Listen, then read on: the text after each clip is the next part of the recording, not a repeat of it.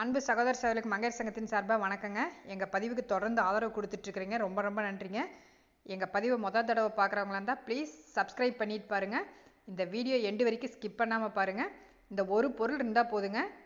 இந்த மழை சீசன்னாலும் நம்மளுக்கு செடிகளில் எந்த வித பாதிப்பும் இல்லாமல் நிறைய பூக்கள் பூக்க வைக்கலாங்க. இன்றைக்கத்த பதிவு அதை பற்றி தான் பார்க்க போகிறோங்க. ஏன்னா மழை சீசன் ஸ்டார்ட் ஆனாவே பூக்கள் குறைஞ்சிரும். மெயினாக செடியில் நிறைய ஃபங்கஸ் ஃபார்ம் ஆகும். அதாவது இலையழுகல் நோயிலிருந்து இலை மஞ்சள் கலராக மாறும். அதுக்கப்புறம் கரும்புலி நிறையா வரும். இதெல்லாம் வராமல் தடுக்கிறதுக்கு தான் இன்றைக்கத்த பதிவு பார்க்க போகிறேங்க. இன்றைக்கி நான் செடி ஒரு 2-3 செடி ப்ரூனிங் பண்ணி விட்டுருக்கேங்க. ஆனால் ஒரே வாரத்தில் பாருங்கள் நல்லா துளிர் எடுத்துக்கிச்சு. இந்த ஒரு உரத்தை கொடுத்தா போதுங்க, நல்லா துளிர்த்து இந்த மாதிரி நல்லா நிறைய துளிர்கள் பக்க கிளைகள் எடுத்து வளர ஆரம்பிக்கும். மெயினாக பூக்கள் நிறைய வைக்குங்க. மெயினாக நம்மளுக்கு அதுதான், ஒரு செடி வச்சாவே நம்மளுக்கு ஒரு பூ பூத்ததுனாவே நம்மளுக்கு பார்க்க அதிசயமாக இருக்கும். நிறைய பூக்கள் வரணுன்னா இந்த மாதிரி நீங்கள் இந்த மழை சீசன்லேயே இந்த உரத்தை கொடுத்துட்டிங்கன்னா போதுங்க, அவ்வளோ அருமையாக வரும். மெயினாக நான் இயற்கை உரம் மட்டுமே தான் நான் சொல்லிக்கிட்டு வரேன். அந்த பேஸில் இன்றைக்கி பார்த்தீங்கன்னா ஒரு இயற்கை உரம் தாங்க. மெயினாக சாதம் வடிக்கிற கஞ்சியை எப்பயுமே நீங்கள் கீழே கொட்டிடாதீங்க. உங்களுக்கு யூஸ் ஆகலைன்னா அதை நீங்கள் செடியில் தாராளமாக நீங்கள் செடிக்கு விடலாங்க. அவ்வளோ ஒரு மருத்துவ குணங்கள் இருக்குது. அதோட நான் காஞ்சி போன எலுமிச்சம்பழ தோலை எடுத்து அதோட நான் போட்டு ஒரு 4 நாள் அப்படியே விட்டுட்டேங்க. நல்லா ஃபர்மெண்ட் ஆகும். அதுக்கப்புறம் ஆலிவேரா, அதாவது சோத்துக்கத்தாழை, அந்த மடலை அப்படியே போட்டு வச்சுருக்கேன் கட் பண்ணி. அதுக்கப்புறம் வாழைப்பழத்தோல் நீங்கள் அரைச்சுமே சேர்த்தலாம். நான் அப்படியே போட்டு வச்சுட்டேன். இதை நல்லா கையில் அந்த தோலை மட்டும் நல்லா பிழிஞ்சிட்டு எடுத்துடலாங்க. இதை மிக்சியில் நீங்கள் அரைக்கிறதுனால அரைச்சிக்கலாம். நான் இன்றைக்கி இதெல்லாம் தனியாக எடுத்துட போகிறேன்.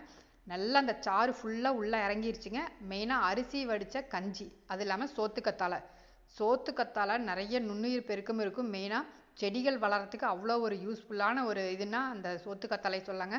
உங்கள் வீட்டில் செடி வளரலைன்னா நீங்கள் சோத்துக்கத்தாழை நிறையா மிக்சியில் போட்டு அரைச்சோ இல்லை காய வச்சோ நீங்கள் பவுடர் ஃபார்ம்லேயே பண்ணி நீங்கள் போட்டு பாருங்கள், செடி அருமையாக வளரும். மெயினாக இந்த ஃபங்கஸ், இந்த மழை சீசனில் ஃபங்கஸ் நிறைய எல்லா செடிகளுக்கும் வருங்க. அந்த மாதிரி வராமல் இருக்குன்னு இந்த மாதிரி எலுமிச்சம்பழத்தோலை நீங்கள் ஊற வச்சுருங்க. ஊற வச்சுட்டு, அதாவது இந்த கஞ்சி தண்ணிம்பாங்க, அந்த கஞ்சி தண்ணியில் ஊற வச்சுட்டு அதை அப்படியே ஒரு 4 நாளைக்கு விட்டு நல்லா ஊறினதுக்கப்புறமா அதை பிழிஞ்சு எடுத்துருங்க. இல்லைன்னா மிக்சியில் அரைச்சி போட்டுருங்க. அதை நல்லா டைல்யூட் பண்ணிக்கோங்க. இப்போ 1 லிட்டர், ஏன்னா எலுமிச்சம்பழ தண்ணி நம்ம அப்படியே விடக்கூடாதுங்க. அந்த மாதிரி விடாமல் 1 லிட்டருக்கு 7 லிட்டர் தண்ணி நீங்கள் கலந்துட்டு நீங்கள் விட்டீங்கன்னா, ஒவ்வொரு செடிக்கு ஒரு மக்கு வீதத்தில் ஒரு லிட்டர் வீதத்தில் நீங்கள் ஊற்றுனீங்கன்னா செடியில் எந்த வித ஃபங்கஸ் ஃபார்ம் ஆகாமல் இந்த மாதிரி பூக்கள் நிறைய வைக்குங்க. மெயினாக அந்த பூக்கள் மொட்டுக்கள் வைக்காமல் அதெல்லாம் பிரச்சனை வரும்.